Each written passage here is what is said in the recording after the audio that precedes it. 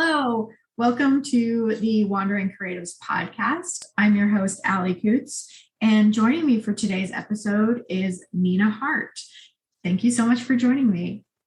Thank you, Allie. It's my honor. I'm so excited to talk to you. We were just talking before we started recording about how excited I am to have you on the podcast because you are a creativity coach and founder of Writing from the Top of Your Head, writing workshops. And you're also a writer and a performer and kind of like do it all. And I just can't express how excited I am to have a creativity coach on the podcast. Well, I am honored to be one of your first creativity coaches, and there aren't millions of us out there. So I'm so glad we found each other here. So the power of social media, like yes. being able to connect people. So I cannot wait to learn more about what you do as a creativity coach and kind of, any kind of tips and tricks you have about overcoming those creative blocks, whether it be in writing or through another creative outlet. So I can't wait to get to know you a little bit more and what you do. Thank you so much. So to kick things off, I'll stop talking and I'll hand it over to Nina. And if you could, introduce yourself and tell us a little bit more about who you are, where you're from, and kind of what your writing journey has been like. A lot to cover there. Yes. Do you have a year or two to discuss this? We all have our stories, right? Oh, yes. Yeah. Thank you. So I am Nina Hart. I am a certified Kaizen-Muse creativity coach. I'm a certified Gateless Method writing teacher. I wrote a book of surreal short stories that was a finalist in Foreword Reviews IndieFab Book of the Year awards. I've always been a performer my whole life, a bit of a goof, clown since I was young. It was my way of dealing with the world. So I became a professional dancer. I was then a professional musician, bass player, electric bass. Oh, wow, nice. Yeah, and I've always been a writer, but writing was the most vulnerable art for me, and it felt closest to that edge of fear, and it took me a long time to start sharing my writing.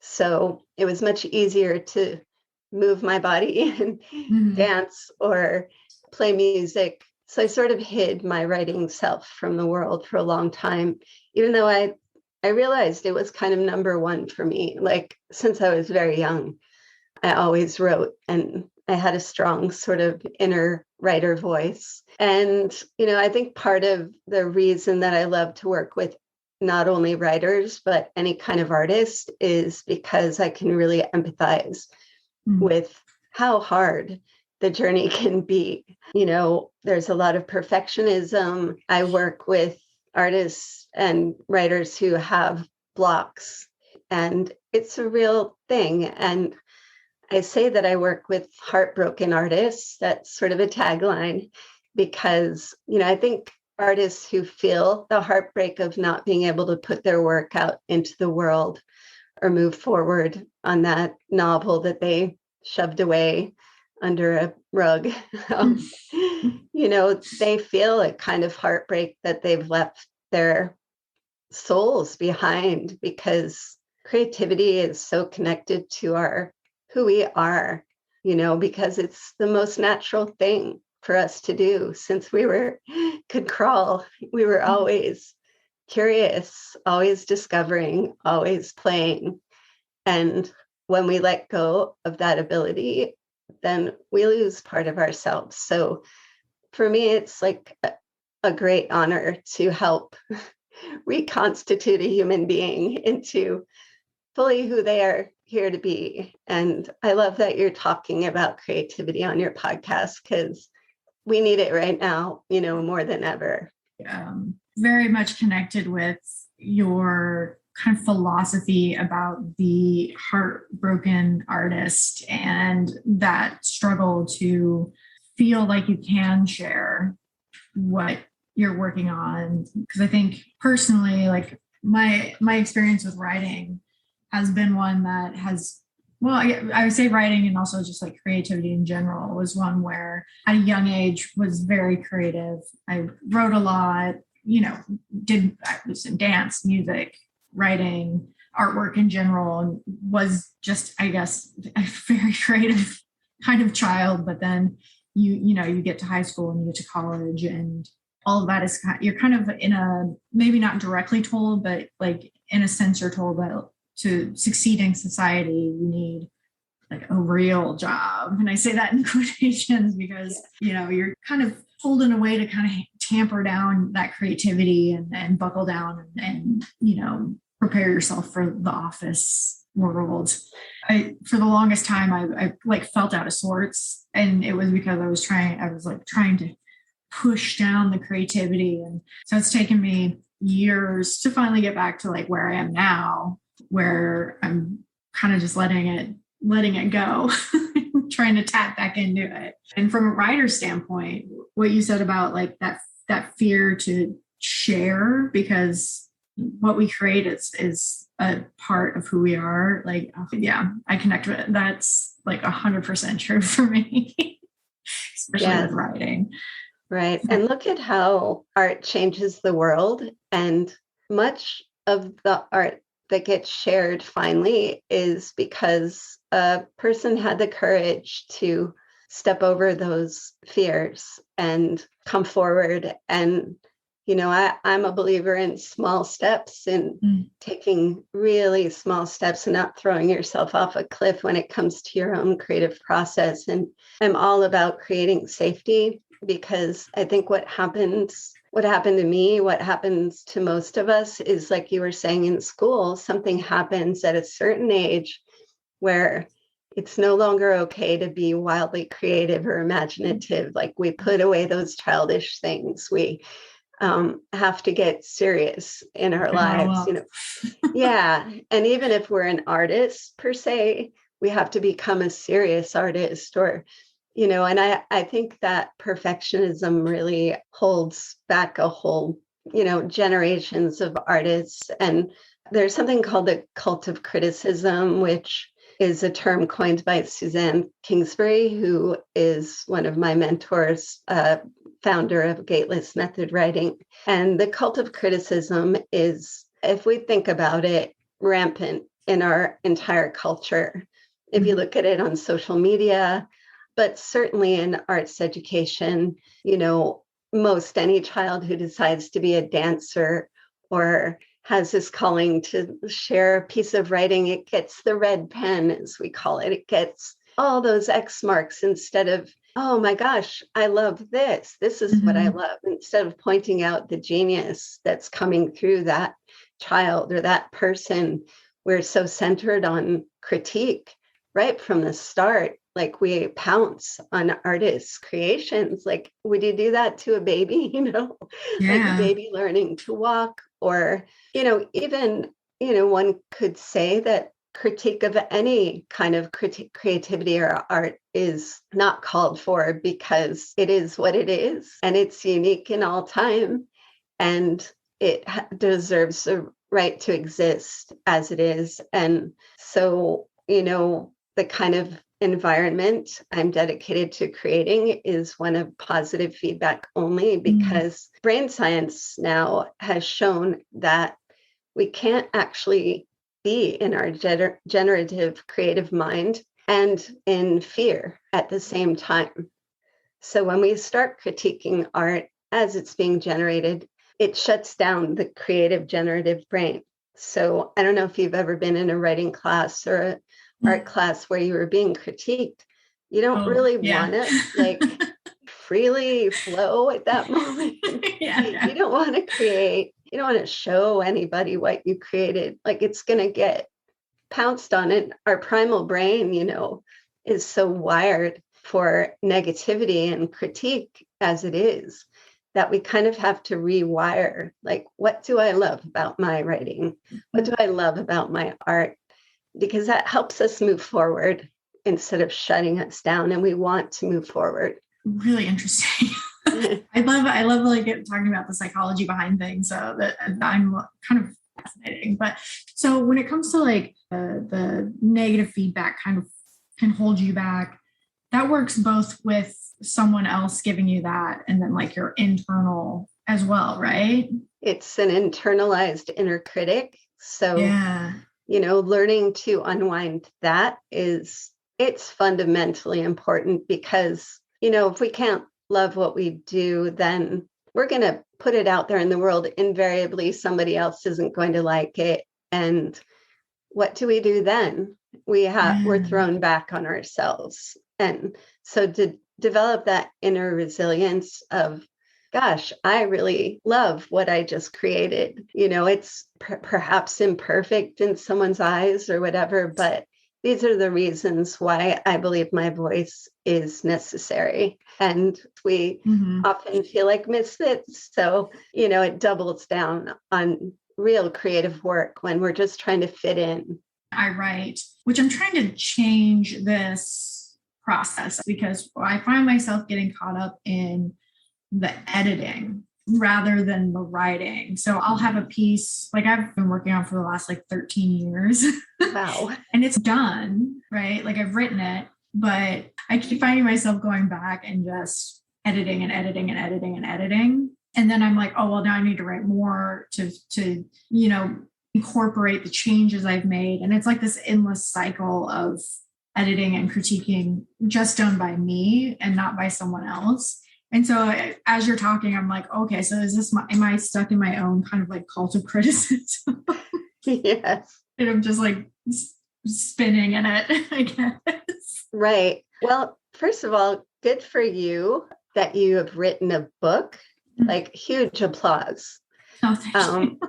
Yeah, huge. And that it's taken 13 years. You are not alone. There are a lot of writers out there that have a novel that has taken, that long. But I just want to read a little Instagram post that I just put out that is totally speaking to you if you want to check it out. Yeah. But this is a Margaret Atwood quote. If I waited for perfection, I would never write a word. And then Elizabeth Gilbert in Big Magic said, the best lesson my pragmatic mother ever taught me, and the opposite of perfectionism, is done is better than good. And she said this when she came to the Asheville High School auditorium in 2015. Someone in the audience asked her how she knew when a project was done. She replied, when it's 80% done. So many of us struggle, with letting a project go, letting it be finished. We know that our future selves will know more and probably be able to do more and keep working on it and making it better. But there's something really powerful in allowing our creative work to serve as a record for who we are as an artist right now. And done is better than good. Yeah. I'm like, oh, it's so much easier said than done. And that's the heartbreak of it. That's the fear, because the vulnerability of letting it out into the world is so strong. And I really get that. Yeah, because the next step is to do something with it. Yeah. Put it out there. And it's like, oh, yeah, it's terrifying. This episode of the Wandering Creatives podcast is sponsored by Coots Creations, branding and marketing for creatives by creatives. Coots Creations serves small businesses, entrepreneurs, and creatives throughout the country with branding, marketing, and social media management. We accomplish this by creating unique graphics, a cohesive visual brand, and content that tells your brand's story and builds trust with your customers. Visit cootscreations.com and book your free consultation today. I would love to know, and this is, I feel like a little bit of I don't want to say philosophical question, but obviously it is very subjective. So I would love to know how you define creativity, what it means to you. Yes. Thank you, Allie. I prepared a little for this interview, by looking at some of the questions you'd sent. And when I saw that question, I was like, oh my goodness, it's a big one. Is creativity? That is a huge question. So I did prepare a little in advance for, not again, talking for a year on the subject, because you would not like that. We'd destroy Zoom. Zoom would self-destruct. We'd have to start a whole other podcast just about the topic. Yes, Creativity Live. So I found one of my favorite writers on the topic of creativity is Sir Ken Robinson. Maybe you know him, and he's got a ton of YouTube videos on like TED Talk kind of things on creativity. He's got a book called The Element, which is beautiful talk on creativity. He's no longer with us. He passed away a few years ago, I think. He's British. He's just very inspiring. So I highly recommend him. So I thought I would first turn to Sir Ken, but then in my own words, kind of talk about it. What is creativity? So Sir Ken says, creativity is applied imagination. So I think that's a very simple, beautiful, streamlined way of looking at what is creativity. I believe creativity is our ability to reconnect to that childlike sense of being curious. As I was talking about earlier, our ability to improvise. Many of us were told when we were young to stop imagining things, or that's just your imagination, as though that's a bad thing. We belittle these skills, but imagination is everything, as Einstein said. To draw connections between things from one thing to the next, that is kind of a right-brained function. To use our imaginal minds and senses. We all have this. Many of us lose access to it. It's not fostered in education. And I think fundamentally it's directly connected to our ability to play. And out of play comes genius. And I've seen it in my writing groups. And, people who thought they couldn't write, suddenly they get connected to their imaginal mind. I remember one woman who is a newer writer, and all of a sudden she started writing about these flipping fish on a rug. And she's like, I don't know where that came from.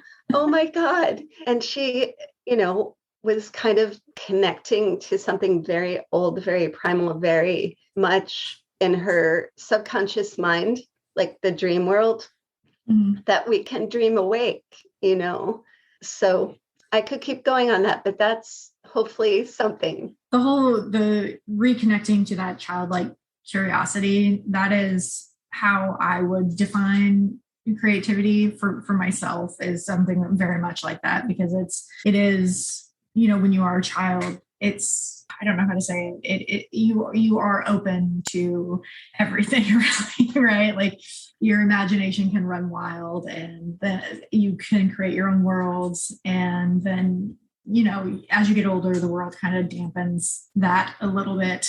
Reality, dampens it a bit. And so when you said that, the reconnect to that childlike curiosity, I was like, yeah, that is how I would define it myself as well. Wonderful. You said a really important word there too. You said open. And I think, my work is called Writing from the Top of Your Head. And Emily Dickinson said, it should feel like the top of our head is open. That is poetry. And so that word open, what you defined as being a child, what a beautiful thing to be open. And I think that connects us to this eternal flow that we're all a part of, that we can tap into. So I love what you said. And it's also why I bring toys to my classes too. Like a lot of my students start getting toys and playing more. It's very interesting because I don't know, maybe your experience has been like this as well, but I, again, personally, from 15 to 32, I was really like, oh, I have to be an adult. And that means work is my primary focus, right? That's it. Like just work. Like I need to work. Also student loans, right? So I'm like, I have to work. So because I have to make money, which means to pay things, and then I have to work more so I can make more money to pay more things. And it's like a vicious cycle of adulting, I guess.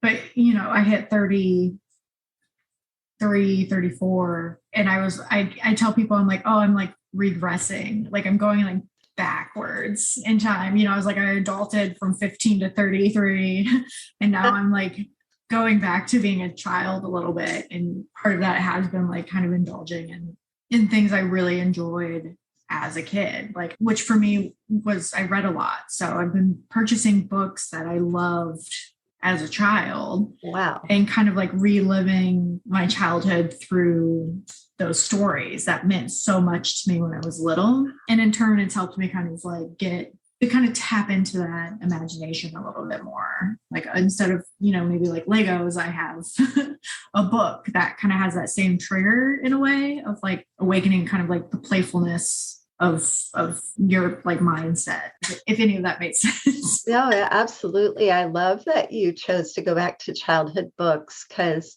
if you're a writer and a reader, like connecting those to those books you loved, like you're making me want to go do that because I've got a few of them here, and I just think they bring me back to a certain place of myself that's so important. And also the way in which those books are written, they're written differently. So, to open that part of your mind and to like reconnect and know that you need to reconnect to those places, that's very astute of you and important. And, again, we belittle those things. But, the irony is that when we assign creativity only to artists who are making money from it, or pressure to make money from art, or pressure to not do art because we have to make a living, whatever that is, we forget that, say, corporations, they could benefit from all of their people who work for them understanding how creativity works and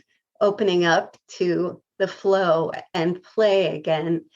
Because think of all the brilliant ideas that would come out of a team of worker bees, if they're connected to that wider sense of themselves, then they'd be happier at their jobs. Oh, yeah. So, it's a shame that we don't bring all of these elements, play, curiosity, connection, into our work environments. To me, that's the sadness of, I'll walk through a grocery store sometimes and I'll look at people's faces and I just see so much sadness and heaviness. And, if you look at a child walking through a grocery store, they're pushing over displays, all the oranges are rolling down the aisles or whatever. Thank God for them, But boy, do adults need that sense of joy back. It's an epidemic, really. Yeah. And I feel like it's also like a little bit of like missing out on that escapism in a way, which can be a positive and a negative. Like if you're disassociating, I guess, too much, then, there might be something to look into there. Again, I'm like, I don't know if what I'm saying makes any sense at all, but it makes sense to me. It always does, and you don't have to doubt yourself, Allie. Like it makes sense to me, but my brain works in a little bit of a different way, I think. So. No, and good for that brain of yours, because, you are a creative and, everything you say is important. And I get it. I hear what you're saying. And I think, what you say about being able to tap into our imaginations and then balancing it with sort of the executive function skills of being able to, start editing when it's time, start weeding out and making decisions, start giving form to the wildness, in its time. Do you know what goes great with listening to podcasts? If you said a warm drink, you're absolutely right.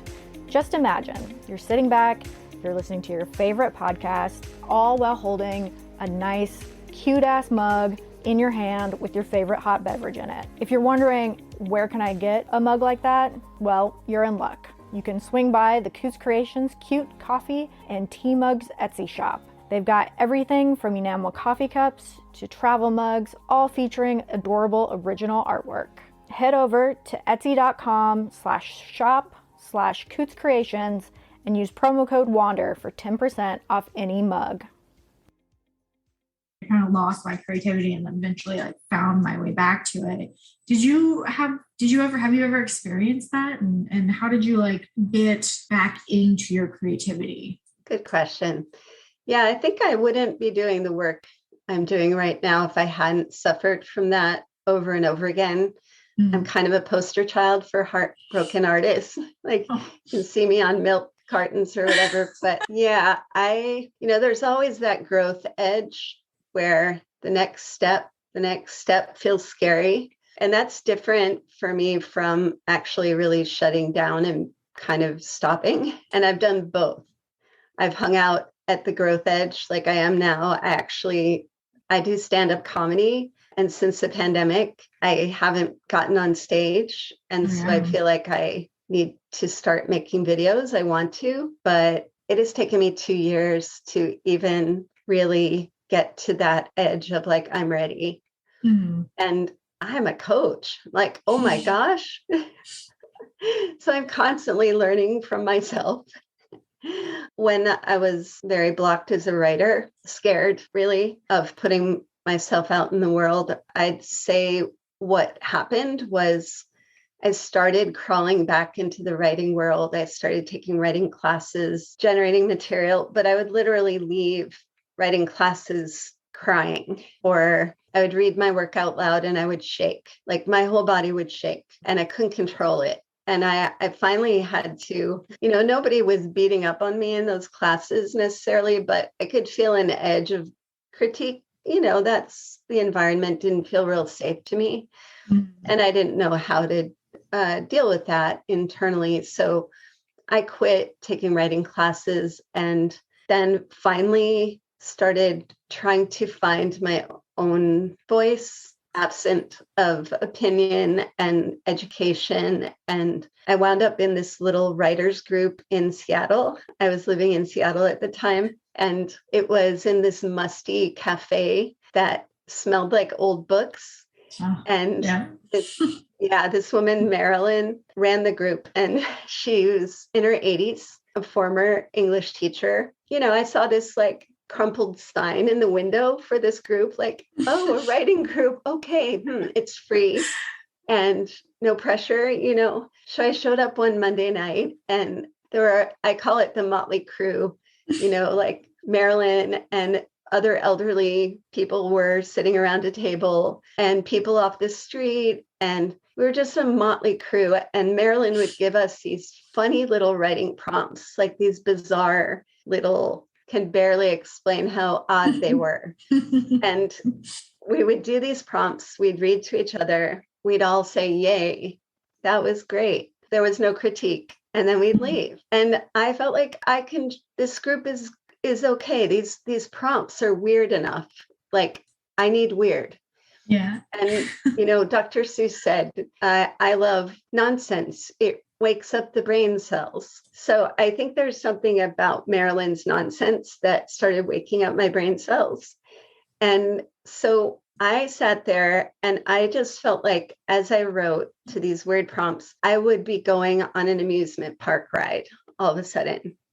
And I'd get on the ride and I'd be like, I don't know where I'm going and I don't care. And I'd spin around and the ride would let me off. And I'd be like, wow, what was that? I didn't know, like, the more surprise I created for myself, the more fun I started having. And then these little pieces started coming out of me and I stopped blocking. Like, I opened up the top of my head. I call it my top of my head moment. And that became a lot of the short stories in my book.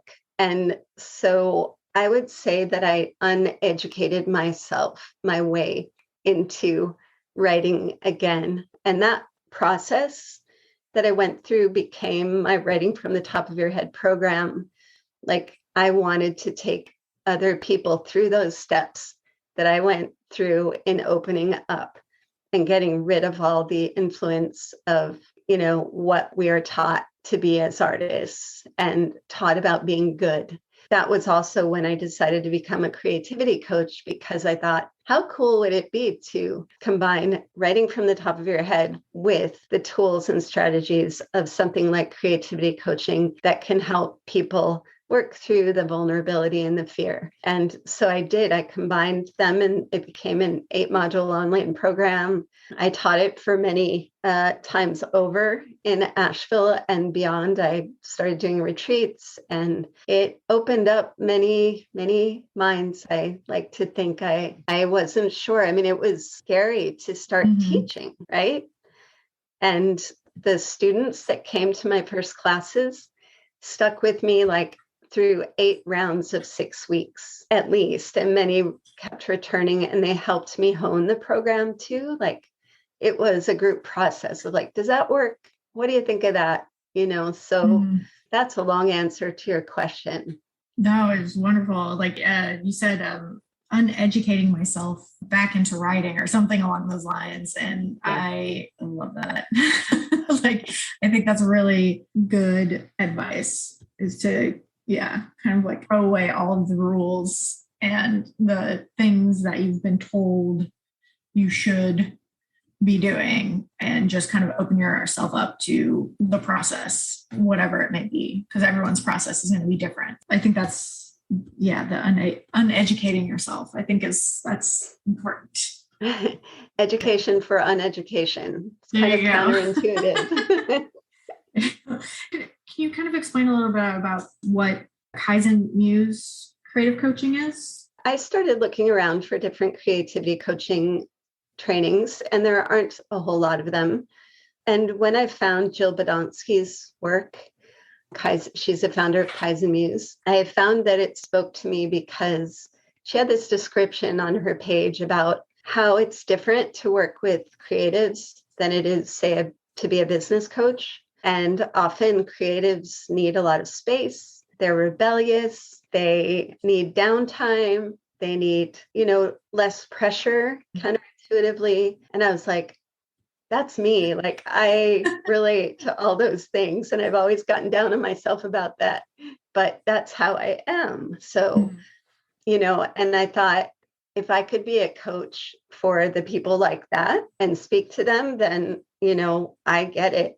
My work is done there. So Kaizen is a Japanese term, actually, and it means continuous improvement through the small steps. And only one aspect of Kaizen-Muse, creativity coaching. Muse is another, of course, word that she throws in there that's about tapping into your creativity. But Kaizen is small steps are a method that the Japanese use in corporations because you can actually get things done, because what the small steps do is override your fight, flight, freeze response. So if you can make a step small enough, like for you, Allie, with your novel, like for 2 minutes, can you look into, what's my next step? Like just for 2 minutes.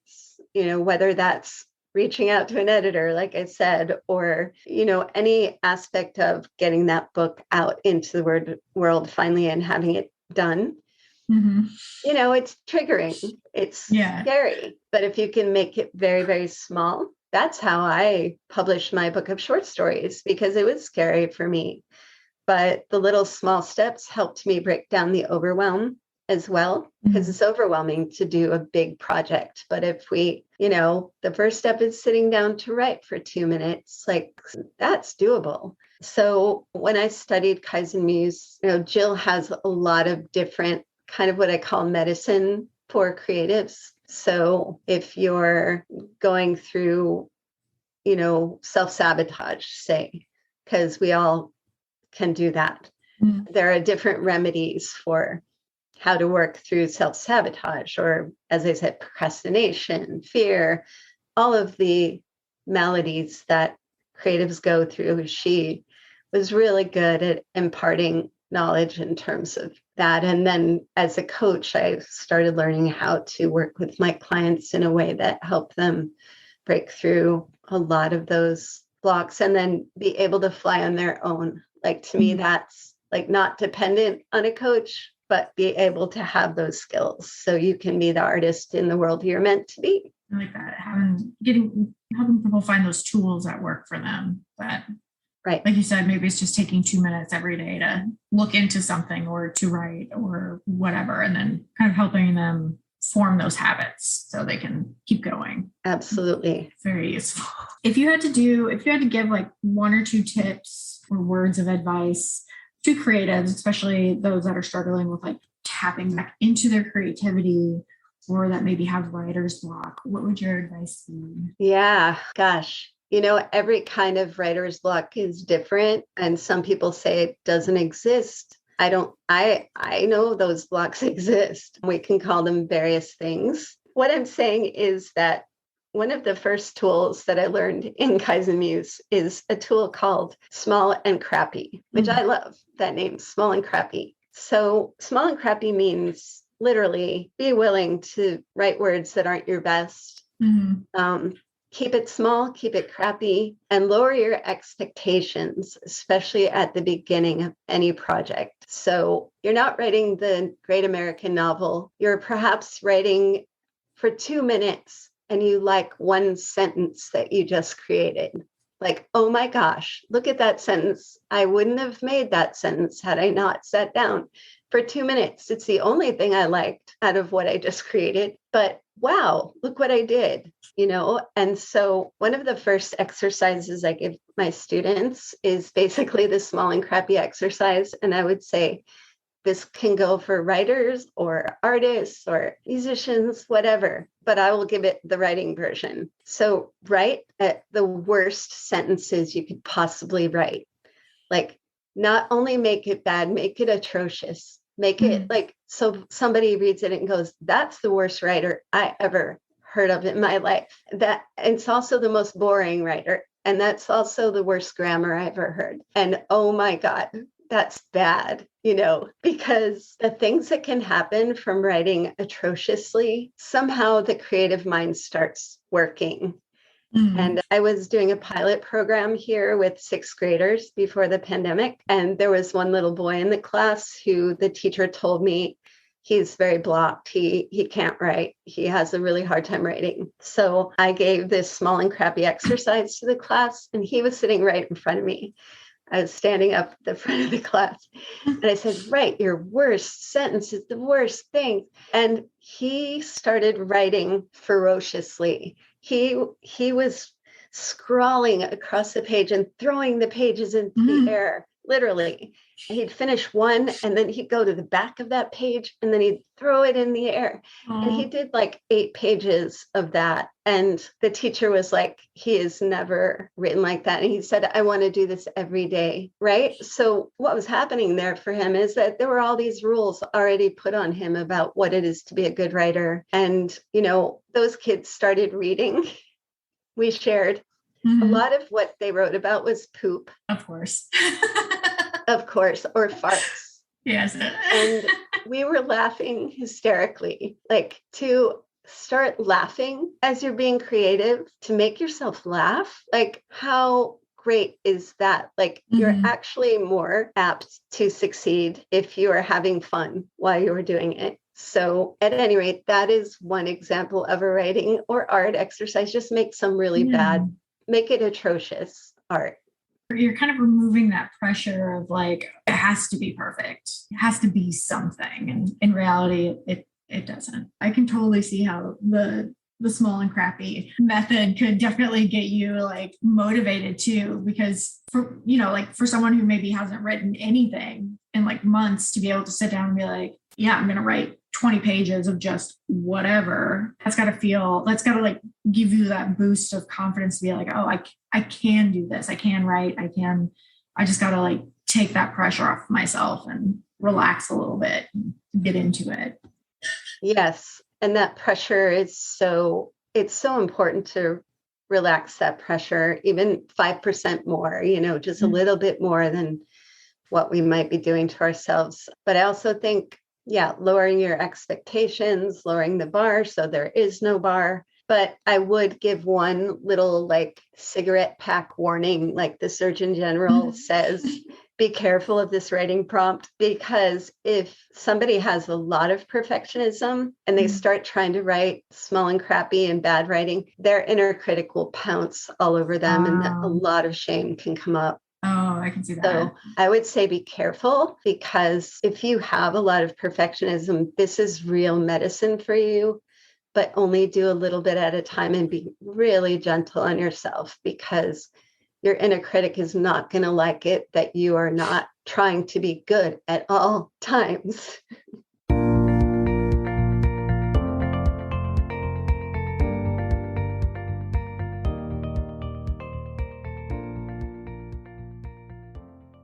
Nina, as we start to wrap up, is there anything that you're currently working on that you'd like to share with the listeners?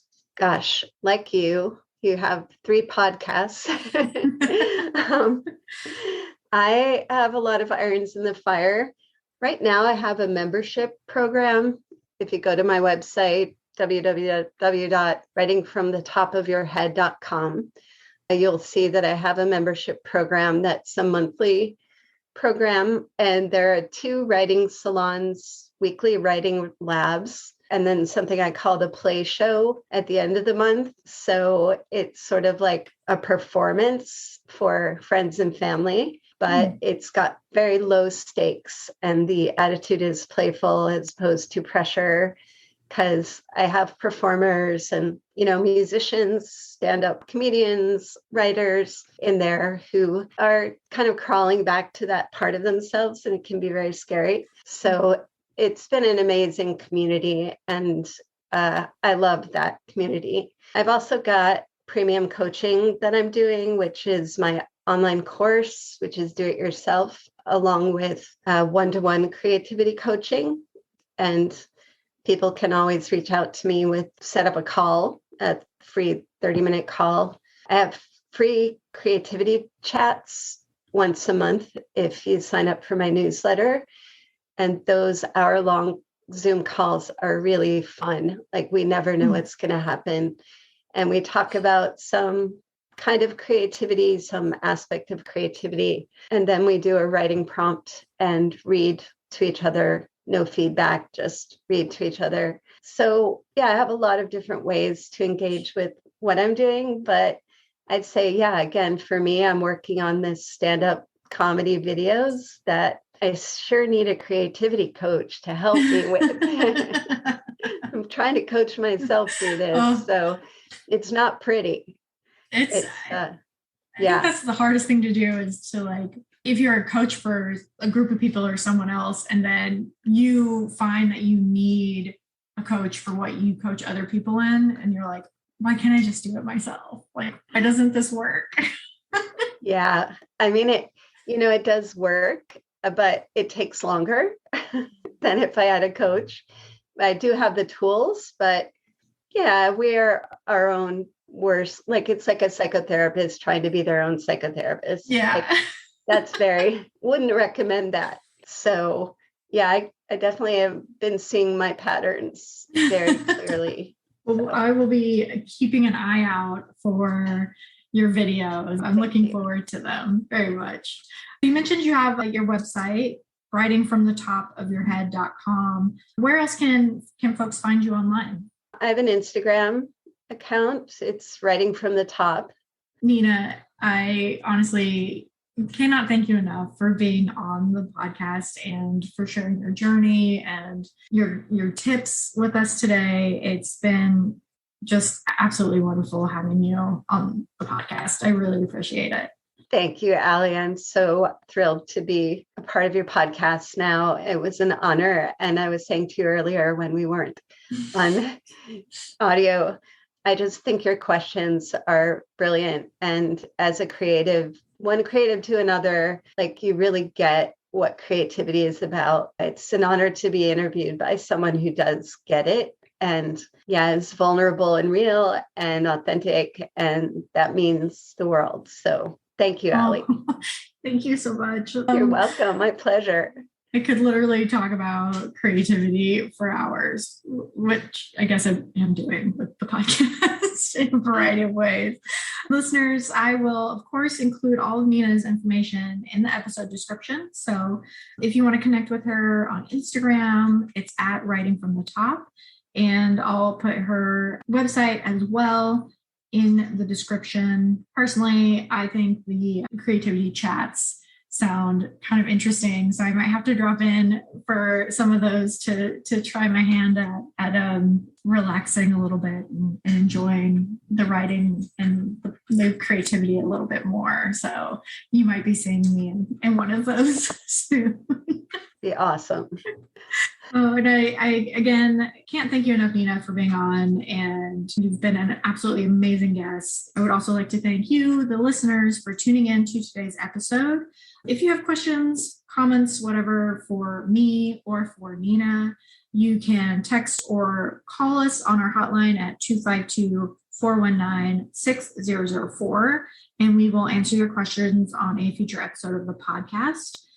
Be sure to follow us on Instagram at wandering_creative_ and visit our website at cootscreations.com. You can also like, rate, and review the podcast because we appreciate your feedback. This has been a Coots Creations production. Follow the show on Instagram at wandering_creative_ and on Twitter at wandering_pod. For more information, go to cootscreations.com. Like, rate, review, and subscribe. To sponsor the Wandering Creatives podcast, visit www.cootscreations.com/podcast-sponsorship-opportunities. You can also click the link in the episode description below. To be a guest or a featured maker on the podcast, click the link in our Instagram bio or contact us at cootscreationsllc@gmail.com.